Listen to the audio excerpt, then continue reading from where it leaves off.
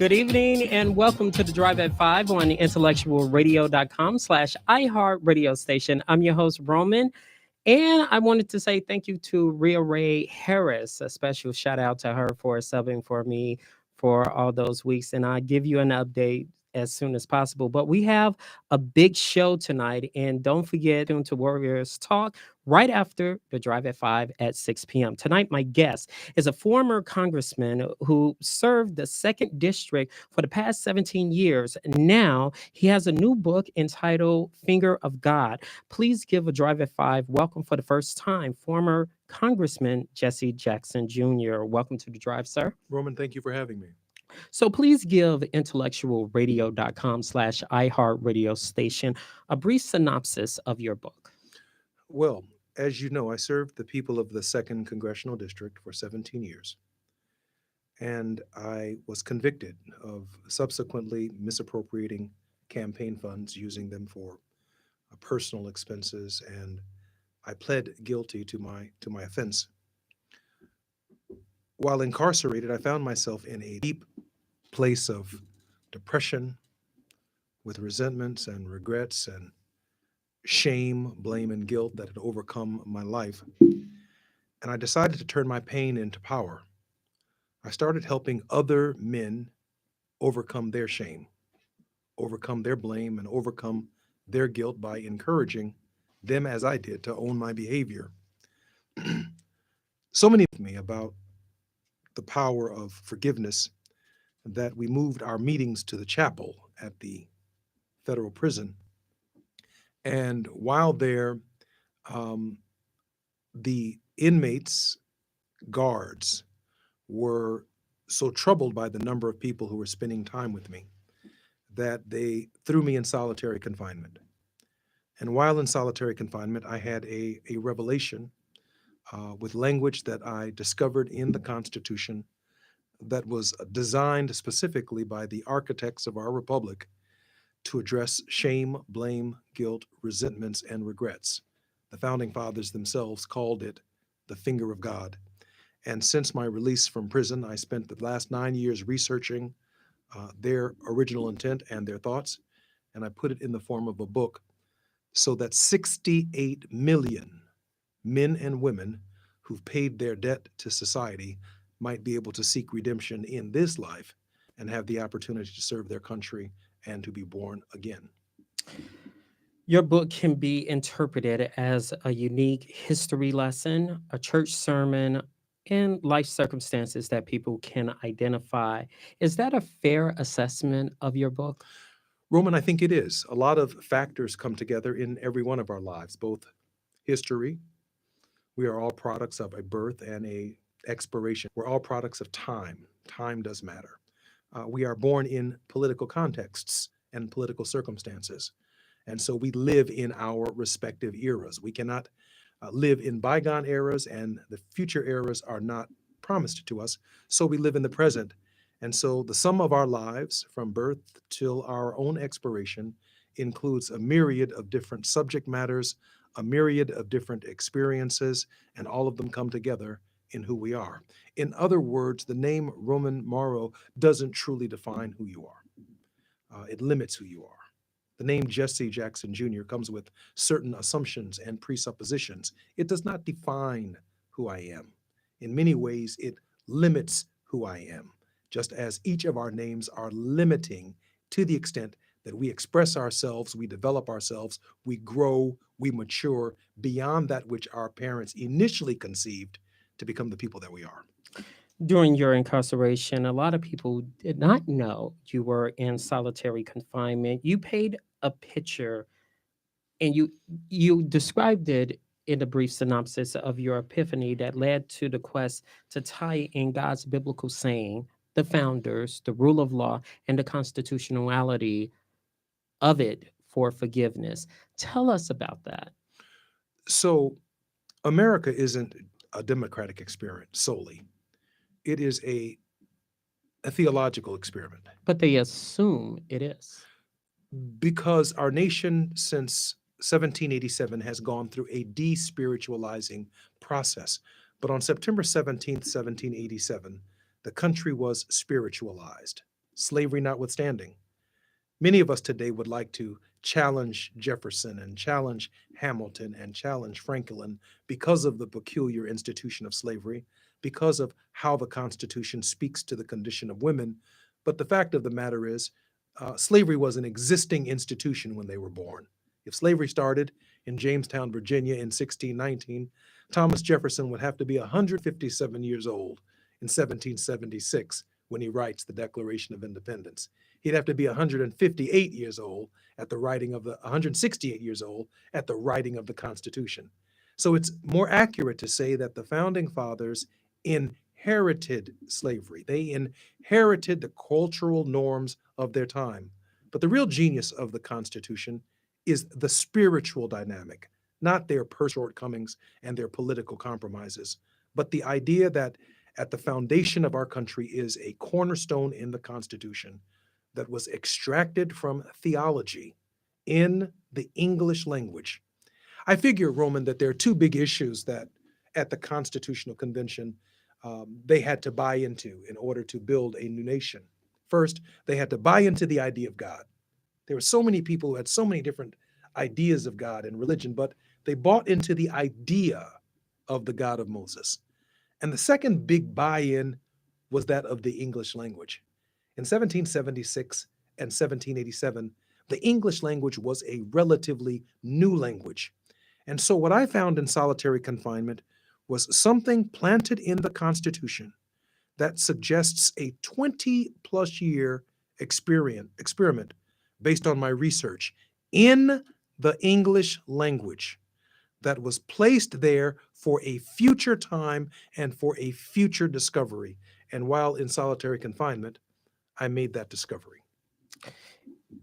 Those discovery was the English language, which you have said it was Greek, Latin, French, English, correct? That's correct. So that's a transition from the earliest of times to the present times. That would include ancient Egyptian history. It would include the Byzantine history. It would include ancient Roman history up to 517. Then the Renaissance, through the Renaissance period, the founding of the English language, the Gutenberg Bible, and again, the English buy-in. The Constitution is not written in Swahili. It's not written in Zulu. It's not written in Greek, Latin, French, or English. I'm just 57 years old, so I'm relatively new at 57 to the English language. It is the only language that I've known. But to build a new country, we must all, and they must have conceived of a nation that would ultimately buy into the English language. So I found their theology. What is their theology? They believed in the God of Abraham, Isaac, Jacob, David, and Jesus. David and Jesus. David and Jesus. And they extract from their theology the function of David and Jesus. He shall be the commander-in-chief of the army, the navy, the militia, and he shall grant reprieves and pardons. David and Jesus. David commanded an army that slew the Philistine giant Goliath, and Jesus was a repriever pardoner. David and Jesus. Every 4 years, when we elect the president of the United States, we elect someone who is supposed to function in the lineage of David for each of us, should we ever fall in this society. And the founding fathers called that the finger of God. In your book, you describe yourself as a former U.S. Congressman from Illinois for 17 years, the son of Reverend Jesse Jackson Sr., and you quote a labeled felon. Why is it important to label yourself a felon instead of ex-felon in describing yourself? Because every time in the book you said felon, but you're out. People use ex-felon. Why is it important to label yourself as that? So the argument that I make in the book is one that any man or woman in our system who has paid their debt to society is neither felon nor ex-felon. They've done what the judge said do. They followed the instructions given to the jury and they served their time. At the conclusion of serving their time, There should be no felonization whatsoever. I embrace the concept of felonization and ex-felonization so that I can get on the Roman Morrow show, so that I can show that I'm overcoming the shame, the blame, and the guilt associated with the errors of my ways. But the society asked of me to pay 30 months for my time. Some of our men and women, it asks them to pay 30 years of their lives or 40 years of their life in prison without the possibility of parole. Some just 6 months, some 2 years, some 3 years. But at the end of serving their time, the Constitution of the United States, based upon my discovery, suggests that these men and women should be extended the grace of God in their lives. If a pardon was good enough for Abraham Lincoln to give to Confederates at the end of the Civil War, if it was good enough for Donald Trump to give to Michael Flynn and Manafort, if it's good enough for Gerald Ford to give to Richard Nixon so that he never spent one day not only in prison, he spent no days being called a felon, then it's good enough for the 68 million men and women who've been victims of mass incarceration in our country, but the government of the United States must be responsible for distributing the grace of God to the American people. I was thrown in solitary confinement for helping men who could not read or write fill out pardon applications that But we in might send them to the Obama administration and ask him to consider them. And that is not in the Constitution. The grace of God is.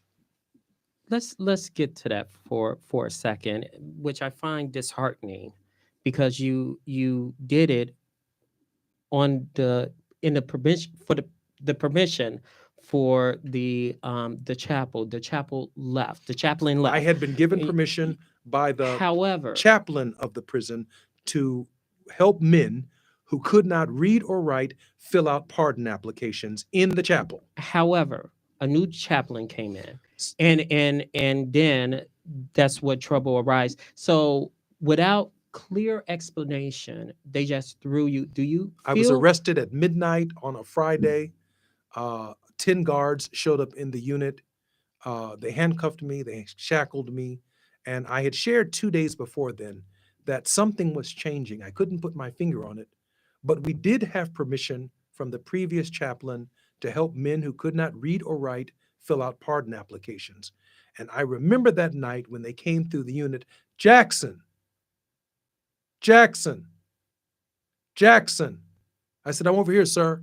Follow us. A dozen officers came. They shackled me, cuffed me, threw me in solitary confinement. I said, what have I done to be arrested within the prison? And they said, we don't know. We don't know. It's not our responsibility to know. But is that a denial of your constitutional right of not knowing? Obviously, members who are incarcerated have less adjudicative processes than free citizens. So what constitutes a constitutional right or you don't have freedom of speech in prison, for example. In prison, you don't have the right to protest in the prison. You don't have a right to organize in the prison. There's no freedom of assembly in the prison. It is prison, and for security reasons, there's a lesser standard of rights. But certainly with permission to help men who could not read or write fill out pardon applications so that the President of the United States might hear these men and their pleas and their testimonies to get back to their family should be within the realm of possible in the chapel of the prison itself. The new guard came who liked to preach on Sunday morning, but more people were coming to see Jesse Jackson Jr.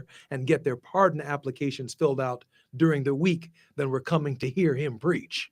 And so he had a problem with me filling out pardon applications because I was undermining his ministry. Is the terminology of the word felon in your book is a reminder to yourself to be humbled towards others as well as yourself in their journey? Not only that, it is a reminder that 68 million men and women who have paid their debt to society have been caught. They served their time. They did what the judge and the jury said do. But there are millions of us who've not been caught, who've done something wrong, but by the grace of God, but for the grace of God, go I. You've just not been caught yet. And at some point in time, you will go through that process. But for the millions of men and women who paid their debt to society. They don't owe Uncle Sam nothing else. They don't owe him any restitution. They don't owe Sam any more time. To have to fill out applications to get an apartment and say that you've done time 30 years ago, or to fill out bank loans and say that you've done time 30 years ago. In some states, to still be denied the right to vote. In some rural states and other states in the country, to be denied the right for nonviolent offenses, to not have your firearms rights restored, to be denied basic citizenship rights, in my opinion and in the estimation of the founding fathers, is outside the grace of God.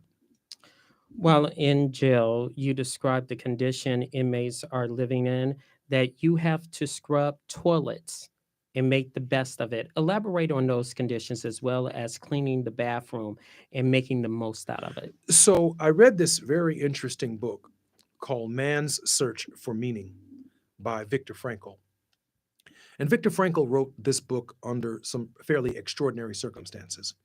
He wrote it as a psychiatrist who chose to stay in harm's way during the Holocaust because he did not want to leave his parents, who subsequently, I believe, expired at Auschwitz and at Buchenwald. He survived the Holocaust experience and he came out of prison and he wrote a book called Man's Search for Meaning, one of the great literary works of all time. In it, he describes the conditions of the concentration camps, how the Nazis used the most menial of jobs to force and break the spirits of inmates, of those who had been brought into the concentration camps.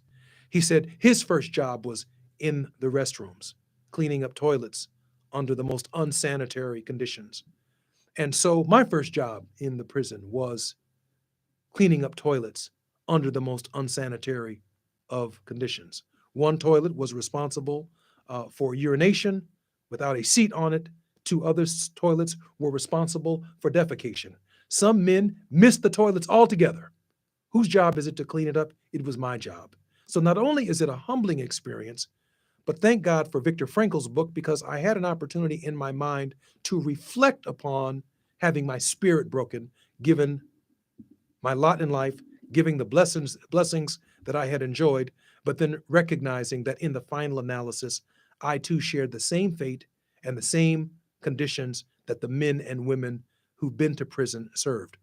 I ended up buying V05 for my from my commissary, lots of it, and I would get hot water and I would clean the toilets and I would clean the sinks and I would clean the showers, I would clean the floors, and by the time men would come to use the restroom, it smelt like home. And over time, the men came to appreciate what I was doing in the restrooms. They even maintained the dignity of the restroom and began, in some cases, using the toilets and not on the side of the toilets, because we enjoyed the idea that things smelt and felt better. And so not only is it a humbling experience, it can also be a humiliating experience. But as I mopped the floor back and forth, I saw myself and I referred to my mop as my wife's name. I was dancing with her every time I cleaned the floor with my little MP3 player, and it restored hope to me. And I got that from how Viktor Frankl handled the Holocaust. And I'm glad you brought that up, because I was wondering, you mentioned Sandy in the book, and I wanted to know, did you talk to her about the book, and what was her thoughts when you said, I want to mention this? Well, so I didn't share with Sandy that um, that she was my hope while I was in prison. As you know, she subsequently had to do a year of time, and the judge was kind enough to allow us, because of our young children, to stagger our time. I went to prison first. When I was released, then Sandra went in for a year. But she was my hope. At the time, our marriage was somewhat troubled, but it wasn't irreparable, given the circumstances of our incarceration. But we had very young children, and neither of us wanted to leave them alone without parent. And I shared with her, as she came to visit me once a month with our children, how grateful I was that my experience had transformed the most inordinate objects, including a mop, into reflections upon them on a daily basis. And an artist in my room, the cover of the book is drawn by my cellmate who drew my daughter and my son on the cover of the book, and my eye on the back of the book as as a reminder to me of my children on the outside. And what I did share with my ex-wife now at the time was that while in solitary confinement, I had found something. I had found something that is going to change not only the direction of the lives of felons, but it's going to change the very purpose and the very direction of the United States government. And that finding transformed my experience from one of despair to one of hope. And I share with people as I travel around the country and I speak on occasion that as a result of my discovery, prison was the best thing that ever happened to me. But I think I can say now, when one reads the book, The Finger of God, available on Amazon.com, The Finger of God by Jesse Jackson Jr., Amazon.com. When you read that book, you will understand that my book and my discovery transforms the Constitution of the United States, and it lays the foundation for something very special in this country. How she's holding up? Sandra's doing well. Our Or son has been accepted at several colleges, including University of Southern California at Santa Cruz. He's been accepted at my alma mater, North Carolina A&T State University. Our daughter is graduating from UCLA in June this year. We're very, very excited about that, and she's strong. So I'm very proud of Sandra. It has been a very, very difficult journey, and I hope that one day that the grace of God will shine upon her life in the form of executive clemency, along with the other 68 million men and women who deserve it, and that they can get on with their lives. I want to bring this up, and I did some research besides the book. It was little press on what you said to the judge, that instead of my wife going to prison, let me do my time and her time. Can you tell us about that? Because I mean that's little in a newspaper and in the social media outlets, and it's in the book, but it's a blurb. You know, I own the behavior. It was my campaign. I don't want anyone to be responsible for what I've done. I lived a great life and I served a great district and served great people. But the shortcomings of my life are mine and mine to own. They're not hers. And I felt that the offense for which she had been convicted, a minor tax charge, which we paid before uh, I went to prison, the monies that the US government said I used from my own campaign that I raised myself over 10 years, $75,000 a year is what they said I was living beyond my expenses over the course of 10 years. And it came to $75,000. I mortgaged my home and I paid that back before I went to prison. I didn't see any reason why my ex wife should be sent to prison at all. And I said, give me her time. Now that I've discovered what I have discovered in the Constitution of the United States, I am increasingly understanding that if I could, I'd do everybody's time because we have a system that was designed for redemption at its inception. And after having surveyed more than 3,000 years of history, slavery notwithstanding, sexism notwithstanding, the treatment of the indigenous notwithstanding, on a theological question, the redemption of man, the founding fathers brought into existence an idea that had never been attempted in human history, and it's called the finger of God.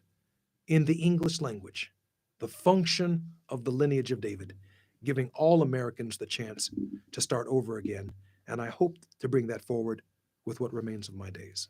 Later in the book, you described the transition into prison life as, quote, as what you said, my own doing.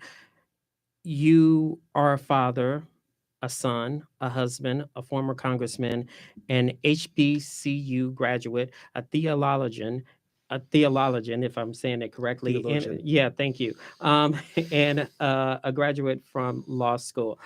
It seems like to me that when those bars clicked, reality settled in. Is that a true assessment? Because when people say, I'm this, and then when the bars click, click, reality saying, wow. I'm nothing. That's right. All of the pedigrees, all of the degrees, all of the alphabets, all of the experiences are irrelevant because a new reality has settled in, and that is that one has fallen outside of the grace of society. But the reality is, I discovered that I had not fallen out of grace with God. In fact, I had fallen into grace with God, but had fallen out of grace with the political order. And so I want to make it possible from my transformative experience to help men and women who are struggling with the shortcomings of their lives and the mistakes of their lives, especially those who've paid their debt to society, to recognize that they are not outside of the grace of God and that in this life, forgiveness can be extended to them. At the time, do you think you were a narcissist and naive to the fact of what you have done before reality set in? You know, it's impossible to serve in Congress and not be a type A personality. It's impossible.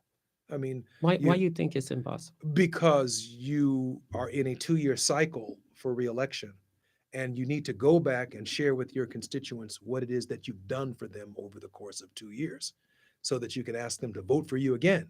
So you develop a let me share with you my record attitude and disposition. Imagine someone not only been there for 17 years, but imagine someone who's been there for 30 years, every time having to come back and share with you why I voted this way or what the schools are that I've built or the highways that I've constructed. So the extent to which it's narcissism is the extent to which the job requires us to come back and run for office again. And at the same time, if you're not covering my life or covering my service, then it is my obligation to come on the Roman Morrow show and say, "Hey, I appropriated $2.5 billion to the people of the South Side. I rebuilt metro stations from Hyde Park all the way to 93rd Street. I tried to sell the USX station. I tried to build an airport. I redesigned I-57 at 159th Street and at 147th Street. I put signs down the I-57 highway. I. And by the time you get finished with all of the I's, you end up essentially painting a selfie portrait of yourself. And yes, that is a narcissism that comes from the job. Since then, I let my work speak for itself. I don't have to worry about coming back every 2 years and selling what I'm doing to people that the media did not cover while I did it for my constituents. I get to talk about the human condition and the trauma that is part of the human condition and how to overcome it. I'm very excited about that ministry. Would you be open, let's say for some odd reason, be open to run for public office again? What I'm interested in doing at 57 with what remains of my life is sharing with the people of this country something that I found. I found something that is the key to the respiritualization of the nation, something that is key to the reestablishment of our mental health and our civil dialogue, a civil religion in the Constitution before the Bill of Rights, a civil public religion in the Constitution 4 years before, 5 years before congregationalism and denominationalism is allowed in the Constitution of the United States. And I am convinced that the first 6 presidents of the United States know that it is there, but they have no occasion to use it. I am convinced that Abraham Lincoln, the 16th president of the United States, knows that it is there, and he uses it to bind up the wounds of the nation in his second term. And I am convinced that it is lost, and Martin Luther King Jr. finds it, and he uses it to advance his public ministry and ultimately a poor people's campaign. And however tragic it was that his life was cut short, he planted the seeds that allowed me to complete an important experiment in the American political dialogue, in American political life. And Cornel West went so far as to say, Congressman Jackson, not only is your discovery unique, he said it is, and its ramifications have consequences for 192 constitutions around the world that do not know that there is a finger of God in the US Constitution. They've imitated and emulated the idea of democracy, but it is out spiritual content.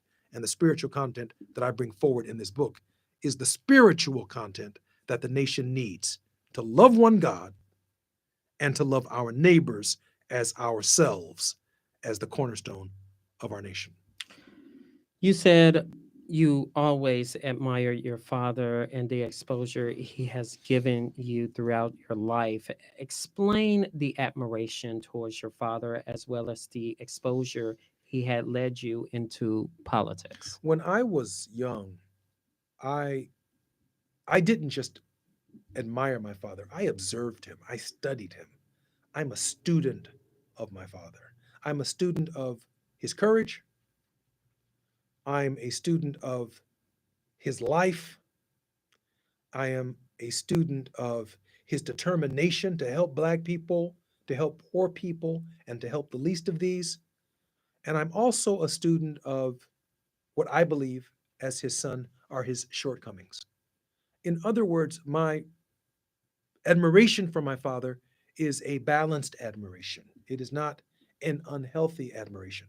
The things that he does right, I publicly say that this is extraordinary work and extraordinary courage. The things that I'm not particularly proud of, I share with him privately. I wouldn't have done it that way. My father's upbringing from Greenville, South Carolina, being born, quote unquote, a term that I don't like to hear used, a bastard or illegitimate, having never been raised in the house with his father a day in his life, is a condition that millions of young African Americans experience today when they're born into and raised in a house where there is no man. And yet he still overcame it. But I also understand the pain and the struggle in his own life that, with the right kind of encouragement, might have changed his own outlook. And so it is both admiration, it is both corrective, it is also both a commitment to honor it, but at the same time, a commitment to pave my own path and to move forward. Your public disagreement, you mentioned private, but there was a public disagreement you had with your father that you mentioned in the book, and that's when you former President Obama's campaign.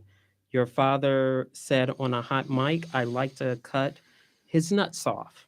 Talking about the former president, you told him and the campaign staff that you will give a statement, not them. The media played on that like you were going against your father. You said that's not true. Describe that situation and why you feel it was your responsibility to put that statement out on your father.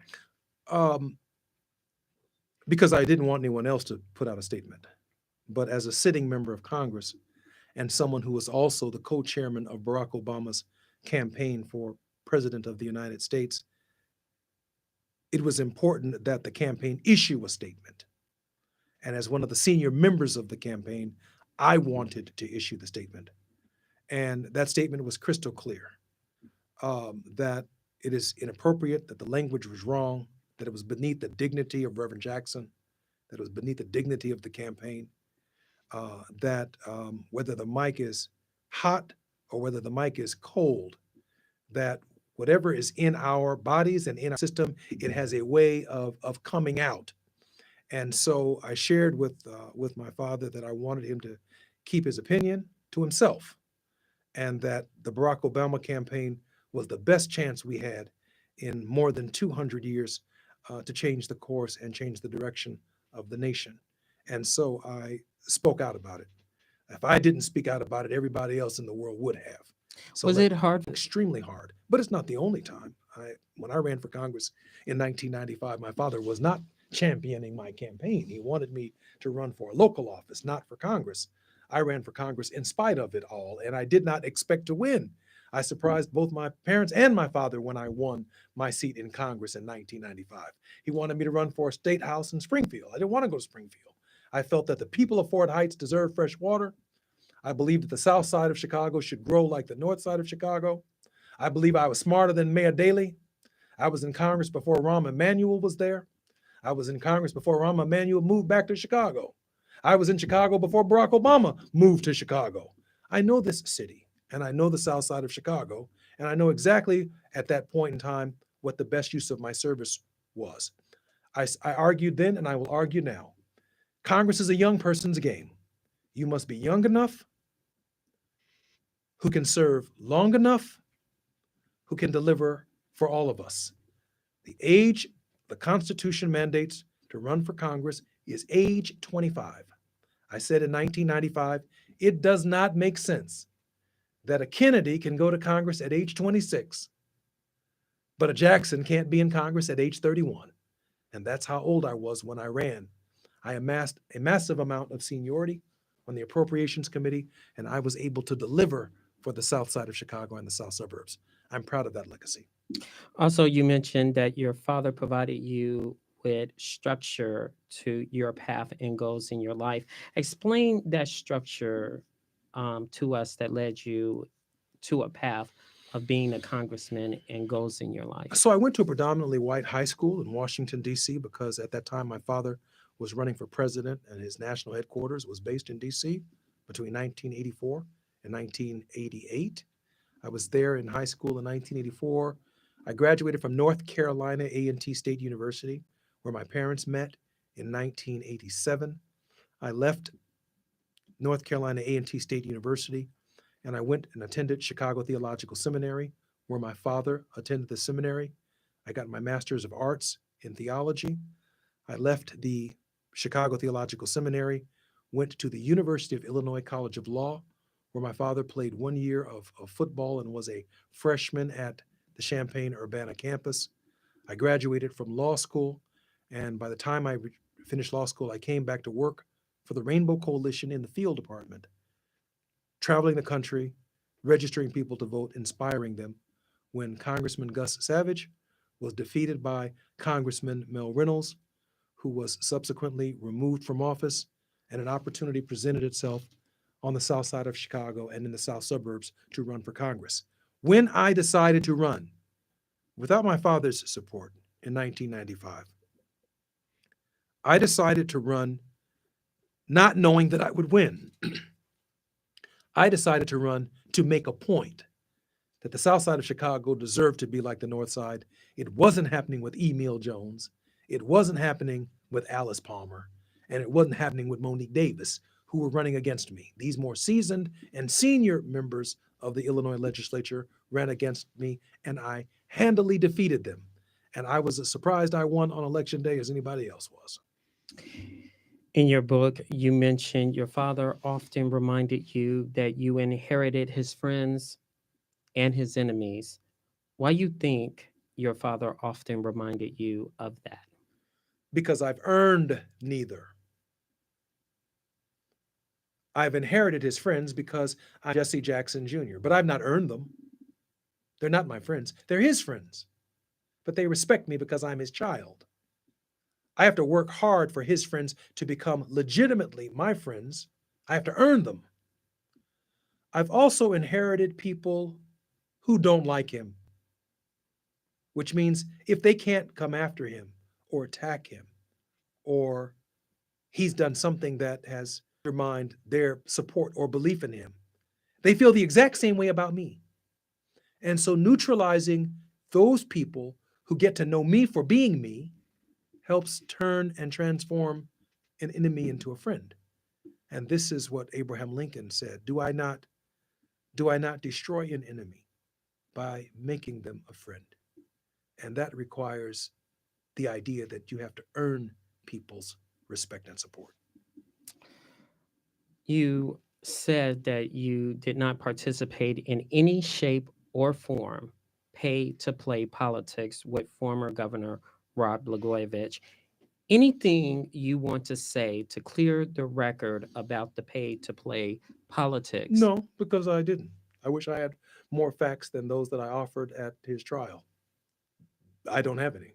I made no offers. I have no pay to play. There was never a reason for me to.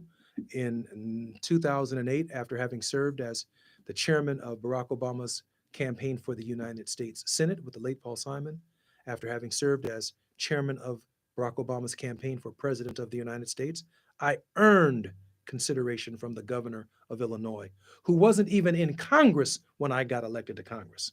I was in Congress before Blagojevich was elected to Congress, and I was in Congress before he ran for governor. I was a senior member of the Illinois legislature, and I earned consideration from the state of Illinois. I was young enough to serve long enough to be in the Senate long enough to be able to make a difference for the people of Illinois. I offered him nothing. I can't improve upon that. Do you think, by any chance, that your dad's inherited enemies, as well as your own at the time, saw an opening there to get you, as well as your wife, in the pay to play scandal What I can at the time? what I can tell you at that time is that this perception, this rumor, began an investigation into my life that confirmed I offered him nothing. But just like Paul Manafort's investigation began with Russia, that's not what he was convicted on. He was convicted on lying to the FBI. My investigation began with Blagojevich, and in 2008, by the time they concluded the investigation in 2012, they said Jesse Jr. is living in his campaign. We got to charge him for that. So the way federal investigations work is they start with one thing, a rumor, even if it's not true. But then they go through your whole life to see what anything you've done wrong, whether you've not paid your taxes, whether you've been in a bad deal, whether you've lied here or lied there, none of which they could find. What they could find is that I lived in my campaign. And that is true. I own the behavior. But I also shared with them that I owned my behavior because I did not come to Congress a millionaire. I assumed that my being in Washington, D.C. was an expense beyond my salary. And to be there working for my constituents, I didn't have a problem at all charging it to my campaign. That's exactly what I did. If I were a multimillionaire, I'd have charged it to my credit card. But I charged being in Washington to my campaign. And that was wrong. You have acknowledged the hurt you have done with each and every headline, conversation, court date, hiring of attorneys, your family, and wondering about your image. You described it as a genuine tornado, a catastrophe in your life. In essence, do you feel like you disappointed or let down your father, your your children, your mother, who structured your path, your wife as well, about this situation becoming public, and the mother that nurtured you? Yeah, 68 million people who go through this process in some way, shape, or form go through the exact same feelings. And I documented them in this book to let them know that they are not alone and that there is a way out of that feeling. And that shame, blame, and guilt is the opposite of life, liberty, and happiness. And therefore, the architects of our republic, in a true theological sense, gave consideration to that condition right there. And that's the condition that I want to lift off of the heads, off of the minds, and off of the hearts of the American people. I Can, want us to begin again. can you define shame, blame, and guilt for us? Yes, it's a cycle that is ruminating, and that is, while initially a triangle, it is also a circular. So wherever you find shame in a person's life, blame is also present. Wherever you find blame in a person's life, there is also guilt present, no matter how small the part is that they played. If someone has guilt in their life, they have blame in their life. If they have blame in their life, they have shame in their life. If they have guilt in their life, they have shame in their life. They have blame in their life. If they have blame in their life, some have more blame than shame. Some have more blame than guilt. Some have more shame than blame and guilt. Some have more guilt than blame and shame. But it exists in every life. And in my studies, in my research, it is clear to me that there is no truth in shame. There is no truth in blame. The truth can be found in guilt. And only you know whether you or not you are guilty. And this is where the ministry of Jesus of Nazareth has its most profound psychological impact. He enters the guilt cycle with the possibility of forgiveness. And then he tells us, if you own the behavior, go and sin no more. And then you can stop the cycle. It has some cousins associated with it too, resentments and regrets. And these are the demons that attack the human personality. And if we can remove guilt from the society, felonization, felon, ex-felon, done some time, if we can remove that for people who've paid their debt to society, if we can remove it from families who look down on their fathers as a result of the fact that they've done time, or from families who look down on their mothers as a result of that they've done time, if they can be granted the forgiveness that Manafort and Flynn and Nixon and others have gotten, we can begin again. What about regret? What about remorse? That was something that if a reader is reading would hope for that you would say. Why that wasn't mentioned? Certainly it is. Regrets and remorse has been my constant ministry. But what I've also found out is that I had to rise above my personal pain in order to be able to argue for men and women who've been on this road.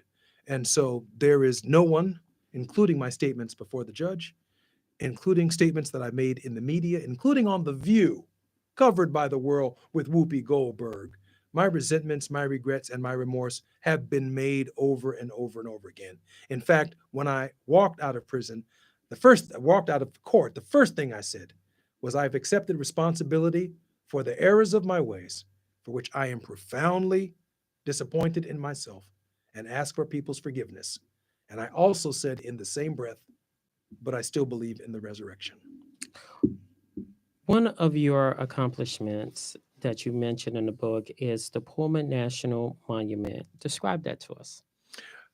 Well, most recently, they had an unveiling of the Pullman Monument on 115th, 119th Street, just off the Bishop Ford Freeway. As you know, the Pullman porters, under the capitalist leadership of George Pullman, had the south side of Chicago, at that time, the south suburbs, was where he built rail cars that were responsible primary hubs for American transportation.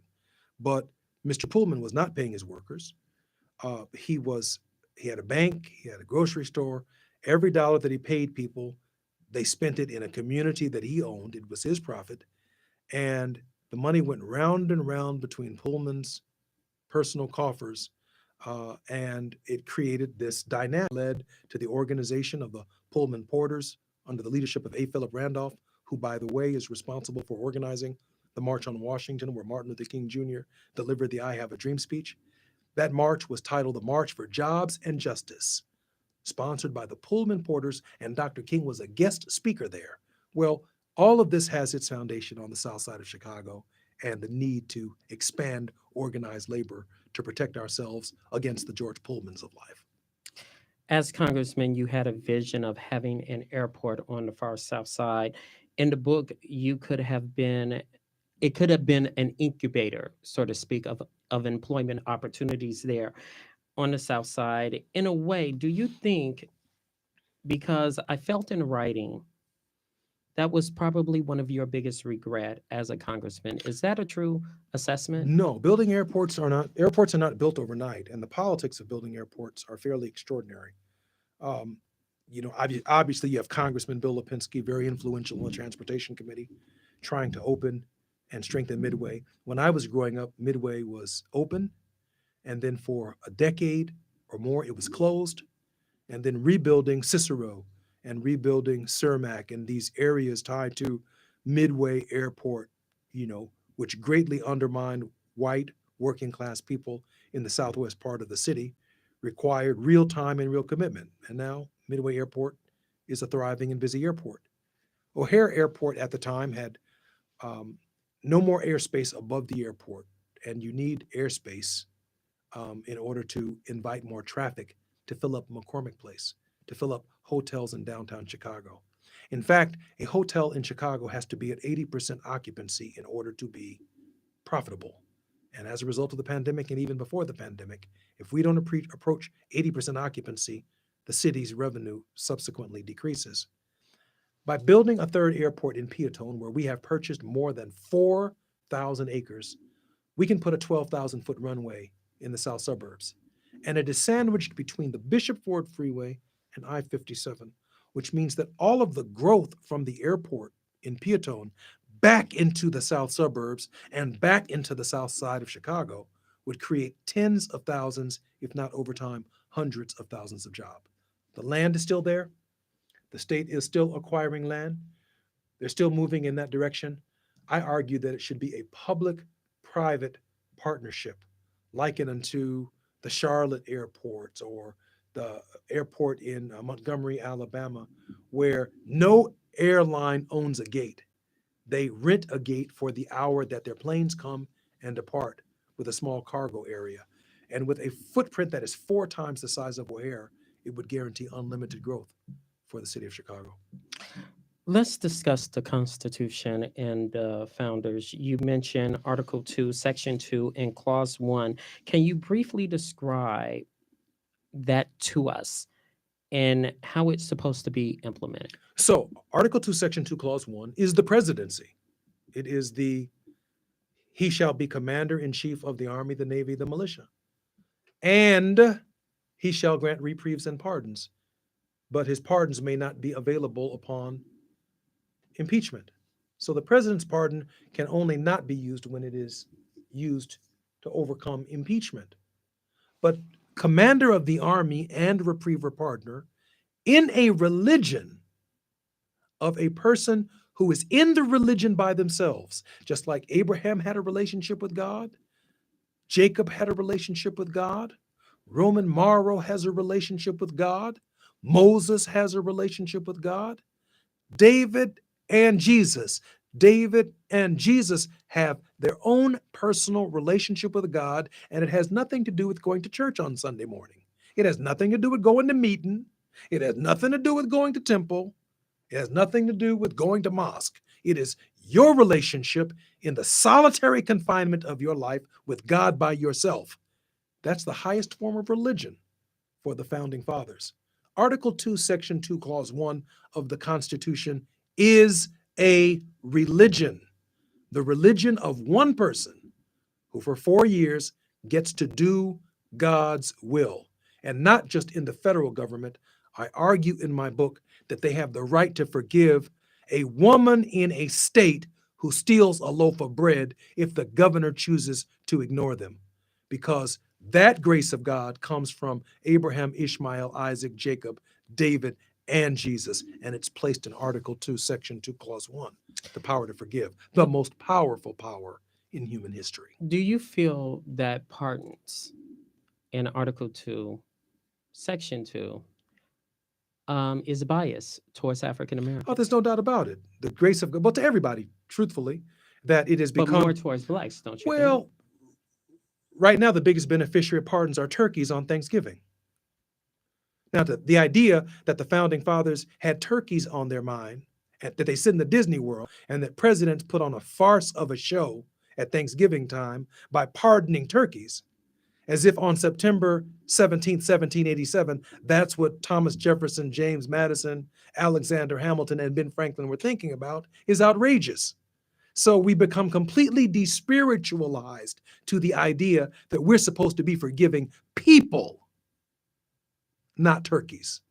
And that the key to building a more perfect union is this broad grant from God that people who fall are given a new life in America. And overwhelmingly, as a result of mass incarceration, Black folks are the recipients of none of it, and too few white folks are. When I say 68 million men and women have been through the process but have not been forgiven, that should be a national security concern for everybody, because they're walking around our society in shame, blame, and guilt, and they're carrying resentments and regrets. And when you expand it to their families and the ramifications of it to their families, it becomes its own caste system. And it's only cleaned up by the grace of God, properly distributed by the President of the United States to everyone. That's why it's in a constitution. Let's say this, for example, if I may. Let's say if Pritzker is in the room and President Biden, would you ask for a pardon for yourself? I know you said earlier you will ask a pardon for your wife, but would you ask one for yourself? No, Why Pritzker not? can't give me a pardon. My offense is at this level a federal offense. It's not a state offense, so he has no jurisdiction over my But I crime. said President Biden. Now, if Biden was in the room, I wouldn't ask for it either, even though I have had members of the Congressional Black Caucus who've asked me to fill out a pardon application form so that they can advocate for my forgiveness. But why? Because there's 68 million men and women who've been in prison before me, who've been waiting in long line longer than me, who deserve the same consideration for their lives, and I don't consider my life to be any more or less important than their lives. And so what I've said in my book and what I said publicly is I plan to bring up the rear and make that pardon machine start working for everybody else so that everyone can overcome the shame, blame, and guilt in their lives. I'm very serious about that. Okay, very quickly, because we're almost running out of time here. I'm just going to skip to this question. Let's say you are currently in Congress right now, and the voting rights are slowly slipping away, especially towards African Americans.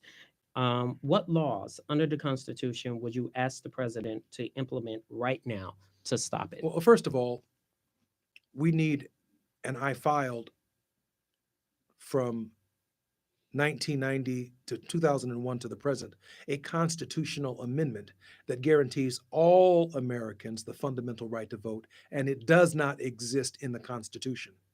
Because the fundamental right to vote is not in the Constitution of the United States, the right to vote in our country is protected by the states under the 10th Amendment, states' rights.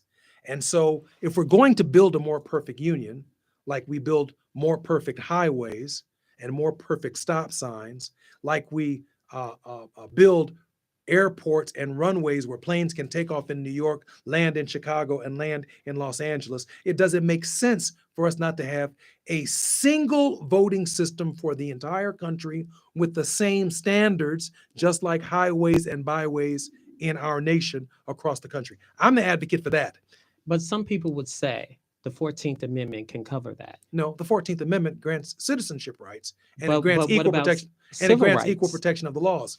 The problem is the court sees the 10th Amendment as superior than the 14th, 15th, the 13th, 14th, and 15th Amendments, even though we argue that we overcame with human rights the states' rights system of slavery protected by the 10th Amendment. The 13th, 14th, and 15th Amendment establish human rights. That's why women have rights, and gays and lesbians have rights, and rights have been extended to those who are disabled, all under the human rights amendments that the slaves essentially fought for and had added to the Constitution. The right to vote, in furtherance of the 15th Amendment, should be strengthened, and that's the John Lewis Act that the Senate and its filibuster will not let us get past. Currently, the hearings are underway for Judge Jackson, the first African American woman to be on the Supreme Court. What are your thoughts on having the first African American woman on the Supreme Court? And if you were on the committee, what questions would you ask? I'm excited that she has been nominated. I am excited that she is in the tradition of Constance Baker Motley, that she's in the tradition of Thurgood Marshall, that she's in the tradition of Ruth Bader Ginsburg.